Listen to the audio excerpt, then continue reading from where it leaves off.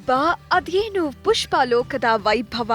ಬರೀ ಹೂಗಳಿಂದಲೇ ಇಷ್ಟೊಂದು ದೊಡ್ಡದಾದ ಕಟ್ಟಡ ಕಟ್ಟೋಕೆ ಸಾಧ್ಯನಾ ಅಂತ ನೀವು ಕೇಳಿದ್ರೆ ಖಂಡಿತವಾಗಿಯೂ ಸಾಧ್ಯ ಇದೆ ಅಂತಾನೆ ಹೇಳಬೇಕಾಗತ್ತೆ.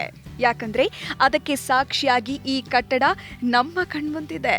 ಅಂದಹಾಗೆ ಇದು ಸಿಮೆಂಟ್ ಇಟ್ಟಿಗೆಯಿಂದ ಕಟ್ಟಿದ ಕಟ್ಟಡವಲ್ಲ, ರಾಶಿ ರಾಶಿ ಹೂಗಳಿಂದಲೇ ಅರಳಿದ ಕೊಡಗಿನ ಕುಲದೈವ ಶ್ರೀಪಾಡಿ ಇಗ್ಗುತಪ್ಪ ದೇವಸ್ಥಾನದ ಪ್ರತಿರೂಪ.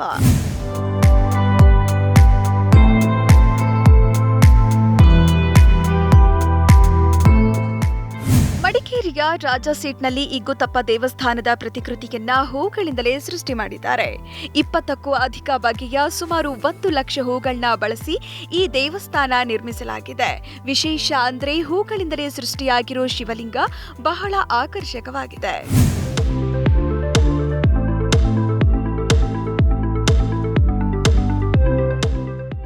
ಇನ್ನು ರಾಜಸೀಟ್ ಉದ್ಯಾನವನದಲ್ಲಿ ಸುಮಾರು 15,000ಕ್ಕೂ ಹೆಚ್ಚು ಹೂಗಿಡಗಳನ್ನ ಬೆಳೆಸಲಾಗಿದೆ. ದೇಸಿ ಮತ್ತು ವಿದೇಶಿ ತಳಿಯ ಹೂಗಳು ಅರಳಿ ಇಲ್ಲಿ ನಸುನಗುತ್ತಿವೆ. ಡೇಲಿಯಾ, ಚೆಂಡು ಹೂವು, 10ಕ್ಕೂ ಅಧಿಕ ಬಗೆಯ ಸೇವಂತಿಗೆ, ಜರಬ್ರಾ, ವಾಟರ್ ಲಿಲ್ಲಿ, ಕ್ಯಾಟ್ಕಸ್, ಗುಲಾಬಿ, ಗ್ಲಾಡಿಯೋಲಸ್, ಜೀನಿಯಾ ಹೀಗೆ 10 ಹಲವು ಬಗೆಯ ಹೂಗಳು ತಲೆಗೆತ್ತಿ ನಸುನಗ್ತಿವೆ. ವಿಶೇಷ ಅಂದ್ರೆ ಈ ಎಲ್ಲ ಹೂಗಳನ್ನ ಕಳೆದ 2 ತಿಂಗಳಿನಿಂದ ಇಲ್ಲಿ ಪೋಷಿಸಿ ಬೆಳೆಸಲಾಗುತ್ತಿದೆ.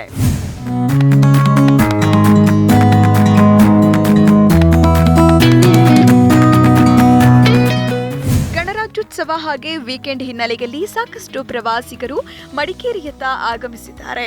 ರಾಜಸೀಟ್ಗೆ ಆಗಮಿಸುವ ಪ್ರವಾಸಿಗರ ಕಣ್ಣಿಗೆ ಹಬ್ಬದೂಟದಂತಿದೆ ಫಲಪುಷ್ಪ ಪ್ರದರ್ಶನದ ಸೊಬಗು.